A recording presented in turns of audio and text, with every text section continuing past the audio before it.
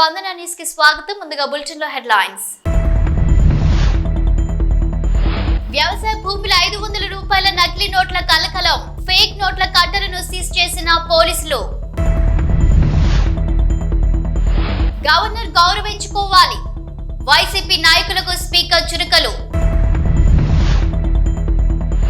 శివరాత్రికి ముస్తాబవుతున్న ప్రసిద్ధ శైవ క్షేత్రాలు. భక్తులకు అసౌకర్యం కలగకుండా ఏర్పాట్లు. మండలిలో మాటల తూటాలు. డి అంటే డి అన్న వరదు కళ్యాణి నారా లోకేష్. నల్గొండ జిల్లా దామచర్ల మండలం బొత్తలపాలెంలో 500 రూపాయల నకిలీ నోట్ల కట్టలు కలకలం రేపాయి. నార్కట్పల్లి అద్దంకి రోడ్డు వెంట ఉన్న ఓ పొలంలో 20 లక్షల కట్టలను రైతులు గుర్తించి వాటిలో కొన్నింటిని తీసుకెళ్లారు. ఆ నోట్లపై చిల్డ్రన్ బ్యాంక్ ఆఫ్ ఇండియా అని ముద్రించి ఉండడం విశేషం. స్థానిక సే వీరబాబు ఘటనా స్థలికి చేరుకుని మిగతా నోట్ల కట్టలను సీజ్ చేశారు. వీటిని ముద్రించిన వారిని అదుపులోకి తీసుకున్నట్లు తెలుస్తోంది.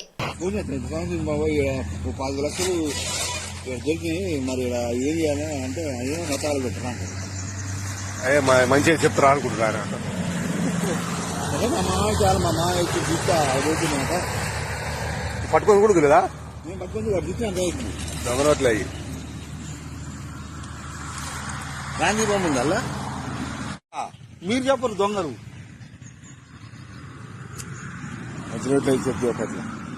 గవర్నర్ ఉభయ సభలను ఉద్దేశించి ప్రసంగిస్తున్న సమయంలో వైసీపీ ప్రవర్తించిన తీరుపై స్పీకర్ అయ్యన్న పాత్రుడు ఆగ్రహం వ్యక్తం చేశారు.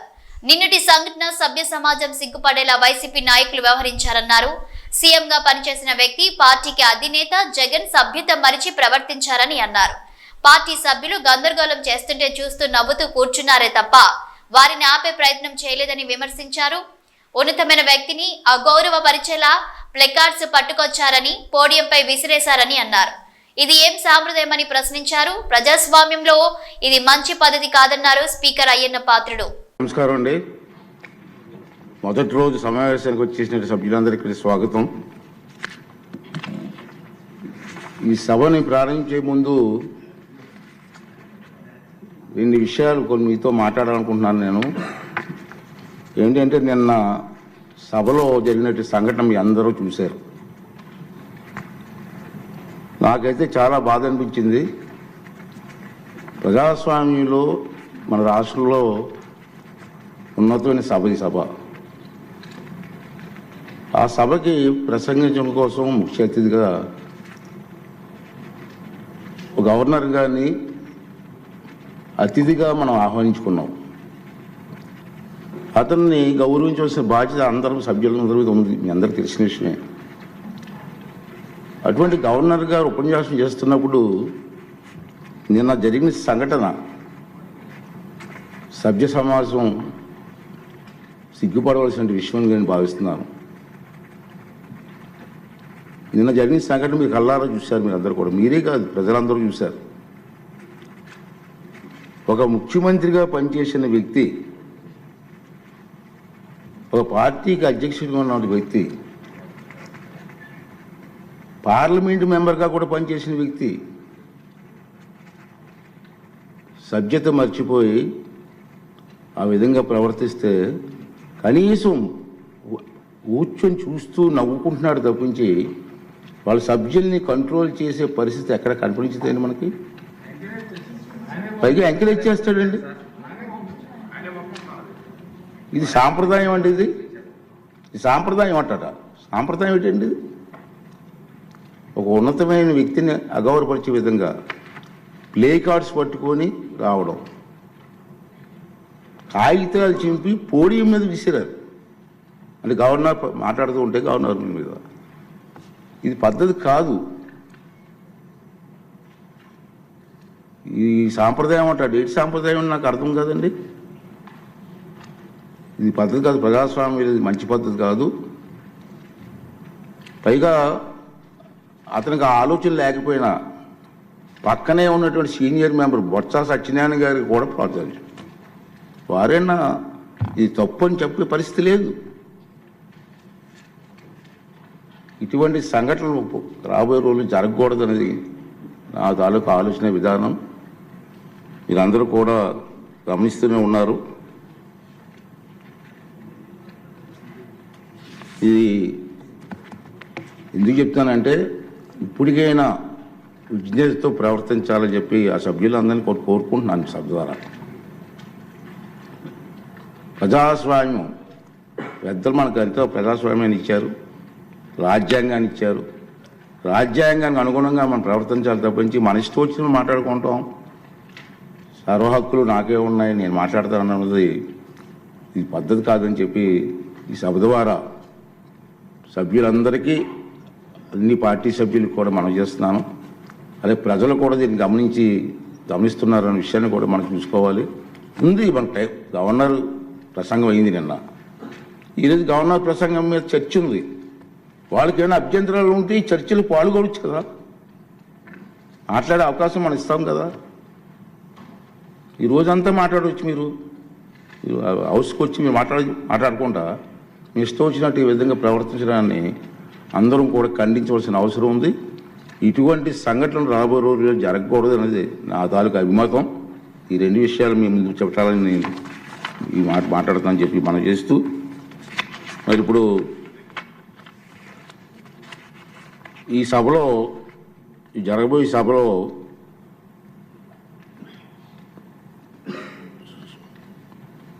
ప్యానల్ సభ్యులుగా మండల్ బుద్ధప్రసాద్ గారు, వరదరాజుల రెడ్డి గారు, జ్యోతుల్ నెహ్రూ గారు, కోళ్ళ లలిత్ కుమార్ గారు, దాసరి సుధ గారు, విష్ణు కుమార్ రాజు గారు వీరిని నియమించడం జరిగింది. ఆల్రెడీ మరి లాస్ట్ టైం కూడా అనౌన్స్ చేసాం. మధ్యలో ఏమన్నా గ్యాప్ వస్తే వాళ్ళు కూడా సభను నడిపించవలసిందిగా, వారిని కూడా రెడీగా ఉండవలసిందిగా మీ ద్వారా వాళ్ళని కోరుకున్నాను. ఏజెండాలో పేర్కొన్న మొదటి పత్రం సభ సమక్షంలో ఉంచినట్లుగా భావించవలను. ఉభయ సభలో సభ్యులను ఉద్దేశించి 24 ఫిబ్రవరి 25 గవర్నర్ గారు చేసిన ప్రసంగాన్ని ప్రతిని సెక్రటరీ జనరల్ సభ సమక్షంలో ఉంచుతారు. గౌరవ స్పీకర్. శివరాత్రి పర్వదినానికి తెలంగాణలోని ప్రసిద్ధ శైవ క్షేత్రాలు ముస్తాబవుతున్నాయి. ఉత్తర తెలంగాణలో ప్రసిద్ధి చెందిన సిద్దిపేట జిల్లా హుస్నాబాద్ మండలం పొట్లపల్లిలోని శ్రీ స్వయంభూ రాజరాజేశ్వర స్వామి దేవాలయం శివరాత్రి పర్వదినానికి ముస్తాబైంది. ప్రతి ఏటా శివరాత్రి పర్వదినం రోజున స్వామివారిని దర్శించుకోవడానికి వేల సంఖ్యలో భక్తులు తరలివస్తారు. ప్రత్యేక అభిషేకాలు, పూజా కార్యక్రమాలు నిర్వహిస్తారు. ఈసారి భక్తుల సౌకర్యార్థం ఆలయ ప్రాంగణంలో చలువ పందిళ్లు, మంచినీటి సౌకర్యం, క్యూ లైన్లు, వైద్య రవాణా సౌకర్యాలు ఏర్పాటు చేశారు.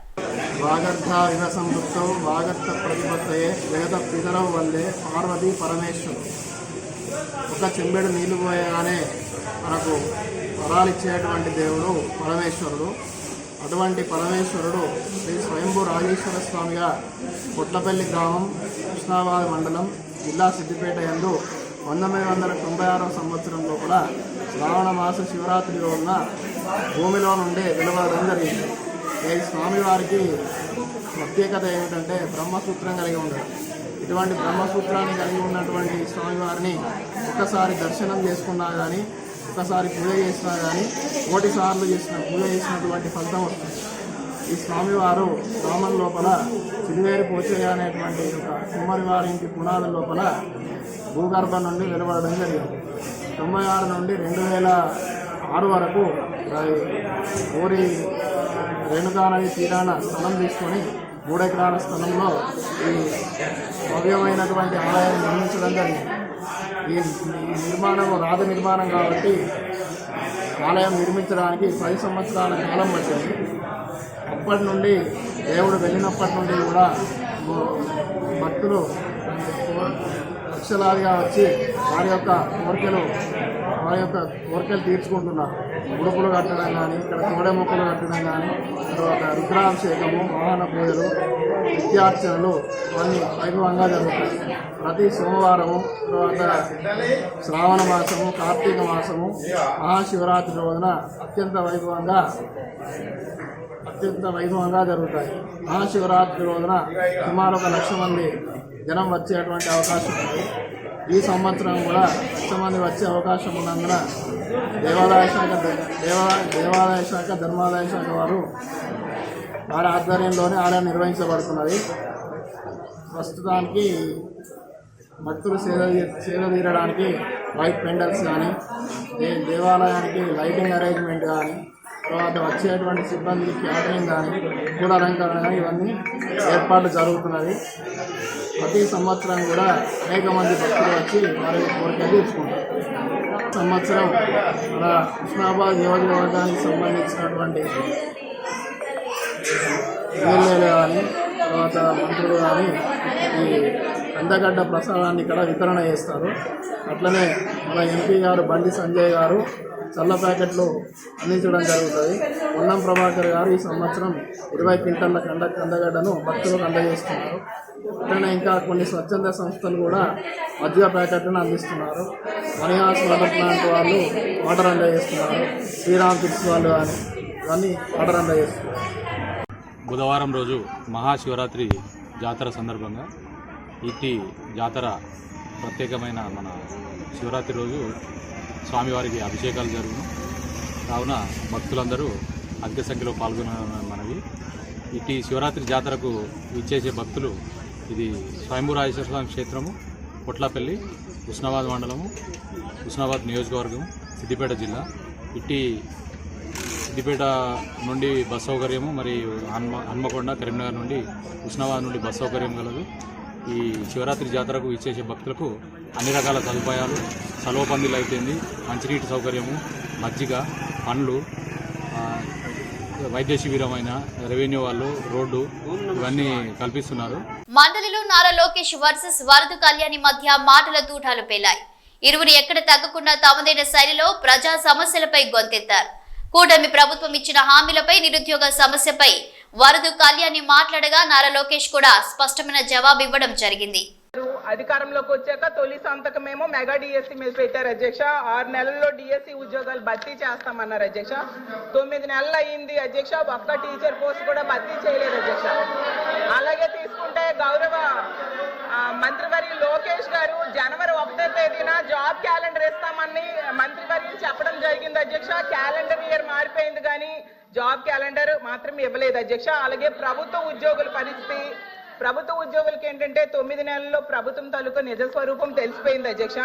ఎందుకంటే ఒక్క డిఏ కూడా 9 నెలల్లో ఇవ్వలేదు అధ్యక్ష. అసలు ఒక్క డిఏ కూడా ఇవ్వని ఏడాది ఏదైనా ఉందంటే అది ఈ కూటమి ప్రభుత్వంలో ఉన్న ఈ పరిపాలనలోనే అధ్యక్ష. అలాగే అధికారంలోకి రాగానే ఐఆర్ ఇస్తామన్నారు అధ్యక్ష. 9 నెలలు అయింది, 9 పైసలు కూడా ఇవ్వలేదు అధ్యక్ష. ఉద్యోగులకేమో పిఆర్సీ ఇస్తామన్నారు అధ్యక్ష. గతంలో జగన్మోహన్ రెడ్డి గారు వేసిన పిఆర్సీ కమిషన్ చైర్మన్ ఏమో బెదిరించి రాజీనామా చేయించారు అధ్యక్ష. ఇప్పుడు 9 నెలలు అయినా కూడా కొత్త చైర్మన్ ని అపాయింట్ చేయలేదు అధ్యక్ష. అధ్యక్ష చైర్మన్లు బెదిరిస్తాయంట అధ్యక్ష. ఎక్కడ బెదిరించా మేడం గారు? వైకాపా ప్రభుత్వం అనుకుంటున్నారు. ఇది ఎన్డీఏ ప్రభుత్వం అధ్యక్ష. ఇక్కడ ఎవరిని బెదిరించట్లేదు. చట్టపరంగా ఏమన్నా చేస్తాం. చైర్మన్లు బెదిరించాలంటే ఎట్లా అధ్యక్ష? ఇది సిపిఎస్ రద్దు చేస్తారన్నారు, రద్దు చేస్తారా చెప్పనండి సార్. సరెండర్లు ఎన్ని పెండింగ్ పెట్టారు సార్. పోలీస్ సోదరులు రావాల్సిన సరెండర్ చాలా పెండింగ్ పెట్టాం. మన ప్రభుత్వం అధికారులకు వచ్చిన సరెండర్ మనం 1 సరెండర్ క్లియర్ చేస్తాం సార్. బ్యాలెన్స్ కూడా క్లియర్ చేస్తాం సార్. జీతాలు సకాలంగా 1వ తారీఖు నాడు చెల్లిస్తున్నాం అని చేస్తున్నాం. సింపుల్ గా ఇట్లా చైర్మన్లు బెదిరించారంటే మీరు ఒప్పుకుంటే ఎట్లా అధ్యక్ష? ఇది దయచేసి అర్థం చేయండి అధ్యక్ష. ఎన్ని రికార్డు నుంచి తొలగించాలి అధ్యక్ష.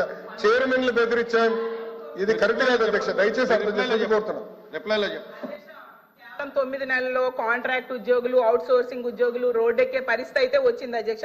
వీటన్నిటి మీద కూడా గవర్నర్ గారు అయితే తన ప్రసంగంలో చెప్పలేదు అధ్యక్ష. అలాగే చంద్రబాబు నాయుడు గారు, పవన్ కళ్యాణ్ గారు వీళ్ళు లేకపోతే మోడీ గారు ప్రభుత్వమే ఉండదు అనేసి పెద్దలందరూ చెప్తూ ఉంటారు అధ్యక్ష. అంటే చాలా మంచి అవకాశం. నేను ఒప్పుకోవట్లేదు. ఐఎమ్ సారీ అధ్యక్ష. No no no no no. ఎవరు చెప్పారు అధ్యక్ష? అది ఎవరు చెప్పారు? ఎవరు చెప్పారమ్మా? ఎవరు చెప్పారు తల్లి? ఎవరు చెప్పారు సార్? అధ్యక్ష, రాష్ట్ర ప్రయోజనాల కోసం అన్కండిషనల్ గా ఇటు చంద్రబాబు నాయుడు గారు కానీ అటు పవన్ కళ్యాణ్ గారు కానివ్వండి, ఇద్దరు నాయకులు కలిసికట్టుగా ఇండియాకి సపోర్ట్ చేశారు. ఎన్నికల ముందల, ఎన్నికలు అయిన తర్వాత రిజల్ట్స్ వస్తుంటే కరెక్ట్ గా 1 అవర్ తర్వాత గౌరవ ముఖ్యమంత్రి చంద్రబాబు నాయుడు గారు స్వయంగా హోంమంత్రి గారికి, ప్రధానమంత్రి గారికి ఫోన్ చేసి కంగ్రాచులేషన్స్, కలిసికట్టుగా ఈరోజు ఎన్డీఏ ప్రభుత్వం 3వసారి ఏర్పడుతుంది అని అన్కండిషనల్ సపోర్ట్ ఇచ్చాం అధ్యక్ష. మేము పదవులు అడగలేదు అధ్యక్ష. రాష్ట్రానికి నిధులు ఇవ్వండి, రాష్ట్రాన్ని కాపాడండి, దివాలా ఎత్తేసింది, చాలా ఆర్థిక ఇబ్బందులు ఉంది, గత ప్రభుత్వం చేతకంతనం వల్ల ఇబ్బంది పడుతున్నాం, మీరు ఆదుకోండి అని చెప్తే రైల్వే జోన్ తీసుకొచ్చా అధ్యక్ష, విశాఖ ఉక్కుని కాపాడే అధ్యక్ష, చివరి అమరావతిని నిధులకి తీసుకొచ్చా అధ్యక్ష, పోలవరంకి నిధులు తీసుకొచ్చా అధ్యక్ష.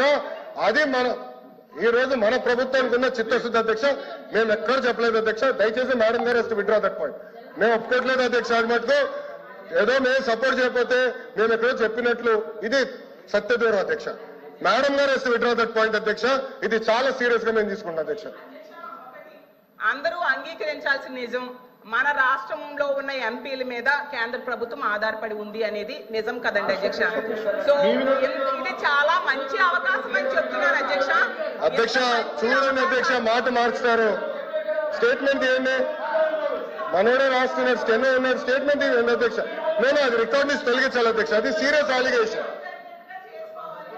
సీరియస్ అలిగేషన్ చేశారు మేడం గారు, మా పైన ఆరోపణలు చేస్తున్నారు. నేను ఎక్కడో స్టేట్మెంట్ ఇచ్చినట్టు మాట్లాడినట్టు ఉంది, లేదా తెలుగుదేశం పార్టీ సభ్యులు ఏదో స్టేట్మెంట్ ఇచ్చినట్టు మాట్లాడారు, కరెక్ట్ కాదు అధ్యక్ష. నో మేడం గారు విత్డ్రా దట్ అధ్యక్ష.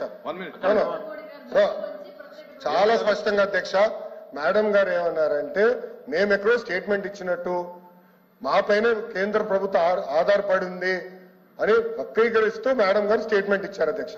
నేను మళ్ళీ చెప్తున్నా, అన్కండిషనల్ సపోర్ట్ చేశాం, రాష్ట్ర ప్రయోజనాల కోసం చేశాం. గత 9 నెలలు పూర్తి చేయలేదు సార్. మీరేమన్నారు అధ్యక్ష? ఒక్క నిమిషం, మీ నాయకులు ఏమన్నారు అధ్యక్ష? పులివెందుల ఎమ్మెల్యే ఏమన్నారు గతంలో? మెడలో ఉంచి ప్రత్యేక హోదా తెస్తాన్నారు. ఏమైంది? ఒక్క నిమిషం సార్, మేము 24 ఎన్నికల్లో ఏం చెప్పాం? డబుల్ ఇంజిన్ సర్కార్ అని చెప్పాం. డబుల్ ఇంజిన్ సర్కార్ ఇప్పుడు వచ్చింది. కేంద్రం రాష్ట్రం ఒకే ప్రభుత్వం ఉంది. రైల్వే జోన్ ఎవరు కాపాడారా? నేను కాపాడాను. విశాఖకు మీరు పెద్ద మాటలు మాట్లాడుతున్నారు. 13,000 కోట్లు చంద్రబాబు గారు పైన నాయకత్వం మేము తీసుకొచ్చాం అధ్యక్ష. 13,000 కోట్లు తీసుకొచ్చాం. గొడ్డు చాకరీ చేయించుకున్న 600 మాత్రమే కూలీ మాత్రమే ఇస్తున్నారు అంటూ ఎస్ఎల్బీసీ కార్మికులు ఆవేదన వ్యక్తం చేశారు. రోజుకి 10 గంటలు గొడ్డు చాకరీ చేయించుకుని కేవలం 600 కూలీ చెల్లిస్తున్నారంటూ వాపోయారు. ప్రమాదం ఉందని తెలిసినా మళ్లీ మట్టి తొలగించడానికి రమ్మని పిలుస్తున్నారని, మేము లోపలికి వెళ్లాక మళ్లీ టన్నెల్ కూలితే మా పరిస్థితి ఏంటి అని ప్రశ్నిస్తున్నారు. 3 నెలలుగా కూలీ ఇవ్వట్లేదు, అడిగితే ఇష్టం ఉంటే చెయ్యండి లేకపోతే మానేయండి అంటున్నారని వాపోతున్నారు ఎస్ఎల్బీసీ కార్మికులు. రాష్ట్ర ప్రయోజనాల కోసం ఎన్నికల ముందే ఎన్డీఏకు మద్దతు తెలిపాం. మేం పదవులు ఏమీ కోరలేదు, రాష్ట్రానికి నిధులు ఇవ్వాలని అడిగాం. మాపైనే కేంద్ర ప్రభుత్వం ఆధారపడినట్లు మేం చెప్పినట్లు వక్రీకరిస్తున్నారు. టీడీపీ జనసేన 2 కలిసి ఎన్డీఏకు మద్దతు తెలిపాయి. రైల్వే జోన్ తెచ్చాం, విశాఖ ఉక్కుని కాపాడాం, అమరావతి పోలవరానికి కేంద్రం నుంచి నిధులు తీసుకొచ్చాం. నేను ఒప్పుకోట్లేదు. ఐఎమ్ సారీ అధ్యక్ష. నో. ఎవరు చెప్పారు అధ్యక్ష? అది ఎవరు చెప్పారమ్మా? ఎవరు చెప్పారు తల్లి? ఎవరు చెప్పారు సార్? అధ్యక్ష, రాష్ట్ర ప్రయోజనాల కోసం అన్కండిషనల్ గా ఇటు చంద్రబాబు నాయుడు గారు కానీ అటు పవన్ కళ్యాణ్ గారు కానివ్వండి, ఇద్దరు నాయకులు కలిసికట్టుగా ఇండియాకి సపోర్ట్ చేశారు. ఎన్నికల ముందల, ఎన్నికలు అయిన తర్వాత రిజల్ట్స్ వస్తుంటే కరెక్ట్ గా 1 అవర్ తర్వాత గౌరవ ముఖ్యమంత్రి చంద్రబాబు నాయుడు గారు స్వయంగా హోంమంత్రి గారికి, ప్రధానమంత్రి గారికి ఫోన్ చేసి కంగ్రాచులేషన్స్, కలిసికట్టుగా ఈరోజు ఎన్డీఏ ప్రభుత్వం 3వసారి ఏర్పడుతుంది అని అన్కండిషనల్ సపోర్ట్ ఇచ్చాం అధ్యక్ష. మేము పదవులు అడగలేదు అధ్యక్ష. రాష్ట్రానికి నిధులు ఇవ్వండి, రాష్ట్రాన్ని కాపాడండి, దివాలా ఎత్తేసింది, చాలా ఆర్థిక ఇబ్బందులు ఉంది, గత ప్రభుత్వం చేతకంతనం వల్ల ఇబ్బంది పడుతున్నాం, మీరు ఆదుకోండి అని చెప్తే రైల్వే జోన్ తీసుకొచ్చా అధ్యక్ష, విశాఖ ఉక్కుని కాపాడే అధ్యక్ష, చివరి అమరావతిని నిధులకి తీసుకొచ్చా అధ్యక్ష, పోలవరంకి నిధులు తీసుకొచ్చా అధ్యక్ష. అది ఈ రోజు మన ప్రభుత్వానికి ఉన్న చిత్తశుద్ధి అధ్యక్ష. మేము ఎక్కడ చెప్పలేదు అధ్యక్ష. దయచేసి మేడం గారు విత్డ్రా దట్ పాయింట్. మేము ఒప్పుకోవట్లేదు అధ్యక్ష. అది మటుకు ఏదో మేము సపోర్ట్ చేయకపోతే మేము ఎక్కడో చెప్పినట్లు ఇది సత్యదూరం అధ్యక్ష. రోడ్డు పక్క హోటల్లో టిఫిన్ చేసిన పీసీసీ చీఫ్ మంత్రి పొన్నం ప్రభాకర్లు పట్టభద్రుల ఎమ్మెల్సీ ఎన్నికల ప్రచారంలో భాగంగా సిద్దిపేట నుండి కరీంనగర్ వెళ్తుండగా శనిగరం వద్ద రోడ్ సైడ్ హోటల్ వద్ద ఆగి టిఫిన్ చేస్తూ కార్యకర్తలతో పీసీసీ చీఫ్ మహేష్ కుమార్ గౌడ్, మంత్రి పొన్నం ప్రభాకర్లు ముచ్చటించారు. ఎమ్మెల్సీ ఎన్నికలు ఎవరికి ఓటేస్తారని అడిగి తెలుసుకున్నారు. హోటల్లో ఉన్న వారందరితో మంత్రి పేరు పేరున అడిగి ముచ్చటించారు.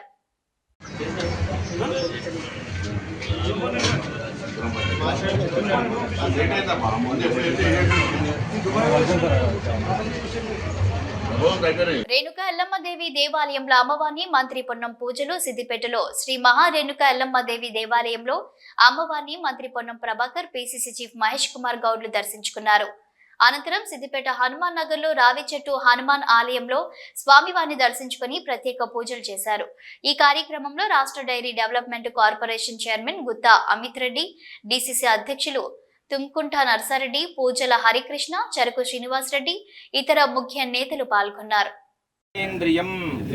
బుద్ధిమతాం వరిష్టం వాతాత్మజం వానర యూధముఖ్యం శ్రీరామదూతం శిరసా నమామి అసాధ్య సాధక స్వామిన్ అసాధ్యం తవ కిం వద రామదూత ఉపాసిందో మత్కార్యం సాధయ ప్రభో. ఓం ఆంజనేయాయ నమః, ఓం మహావీరాయ నమః, ఓం హనుమతే నమః, ఓం శ్రీరాంపూర్ మండల కేంద్రంలోని కునారం, పెద్దరాతుపల్లి, వెన్నంపల్లి, పెగడపల్లి గ్రామాల్లో ఈ నెల 27వ తారీఖున జరగబోయే పట్టభద్రుల ఎమ్మెల్సీ భాగంగా శ్రీరాంపూర్ మాజీ ఎంపీపీ గోపగాని సారయ్య, మండల పార్టీ అధ్యక్షులు గాజునవేన సదయ్య, మాజీ జడ్పీటీసీ లంక సదయ్య ఆధ్వర్యంలో విస్తృత ప్రచారం చేశారు. నరేందర్ రెడ్డికి మొదటి ప్రాధాన్యత ఓటు వేసి అత్యధిక మెజారిటీతో గెలిపించాలని కోరారు. ఈ కార్యక్రమంలో మాజీ సర్పంచ్ డొంకన మొగిలి, పానస మల్లయ్య, ఓరుగంటి కొమరయ్య, మాజీ ఎంపీటీసీ సాధనవేన కొమరయ్య, గోపగోని మల్లేష్, పోల్సాని సునీల్ రావు పాల్గొన్నారు. కాంగ్రెస్ పార్టీ జిందాబాద్. ఇచ్చాన నాయకత్వం వర్ధిల్లాలి. ఇచ్చాన నాయకత్వం వర్ధిల్లాలి. పట్టభద్రుల ఐక్యత వర్ధిల్లాలి. పట్టభద్రుల ఐక్యత వర్ధిల్లాలి. పట్టభద్రుల ఐక్యత వర్ధిల్లాలి. ప్రభుత్వానికి పట్టభద్రులకు వారధిగా ఉండేటువంటి నరేందర్ రెడ్డి గారిని గెలిపించాలి. ప్రభుత్వానికి పట్టభద్రులకు వారధిగా ఉండేటువంటి నరేందర్ రెడ్డి గారిని గెలిపించాలి. జై కాంగ్రెస్, జై కాంగ్రెస్, జై కాంగ్రెస్, జై కాంగ్రెస్. నరేందర్ రెడ్డికి మొదటి ప్రాధాన్యత ఓటు ఇచ్చి గెలిపించాలి. పట్టభద్రుల ఎమ్మెల్సీ ఎన్నికల్లో కాంగ్రెస్ అభ్యర్థి ఆల్ఫోర్స్ నరేందర్ రెడ్డికి మొదటి ప్రాధాన్యత ఓటు ఇచ్చి గెలిపించాలని కాల్వ శ్రీరాంపూర్ మాజీ ఎంపీపీ కాంగ్రెస్ నాయకులు గోపగోని సారయ్య గౌడ్ కోరారు. పెద్దపల్లి జిల్లా కాల్వ శ్రీరాంపూర్ మండలంలోని పెగడపల్లి గ్రామంలోని సన్షైన్ పాఠశాల సరస్వతి విద్యాలయంతో పాటు గ్రామంలో పట్టభద్రుల ఎమ్మెల్సీ ఎన్నికల్లో కాంగ్రెస్ అభ్యర్థి ఆల్ఫోర్స్ నరేందర్ రెడ్డికి మద్దతుగా మాజీ ఎంపీపీ కాంగ్రెస్ నాయకులు గోపగోని సారయ్య గౌడ్ పట్టభద్రులను కలిసి కాంగ్రెస్ అభ్యర్థి ఆల్ఫోర్స్ నరేందర్ రెడ్డికి మొదటి ప్రాధాన్యత ఓటు ఇచ్చి గెలిపించాలని వారు కోరారు. ఈ సందర్భంగా మాజీ ఎంపీపీ మాజీ గోపగోని సారయ్య గౌడ్ మాట్లాడుతూ ఈ నెల 27న జరిగే పట్టభద్రుల ఎమ్మెల్సీ ఎన్నికల్లో ముఖ్యమంత్రి రేవంత్ రెడ్డి, కాంగ్రెస్ పార్టీ అధిష్టానం పార్టీ బలపరిచిన అభ్యర్థి ఆల్ఫోర్స్ నరేందర్ రెడ్డికి మొదటి ప్రాధాన్యత ఓటు వేసి గెలిపించాలని వారు కోరారు. కాంగ్రెస్ ప్రభుత్వం వచ్చిన సంవత్సరంన్నర కాలంలోనే 54,000 ఉద్యోగాలు ఇచ్చిన ఘనత కాంగ్రెస్ ప్రభుత్వానికి దక్కుతుందన్నారు.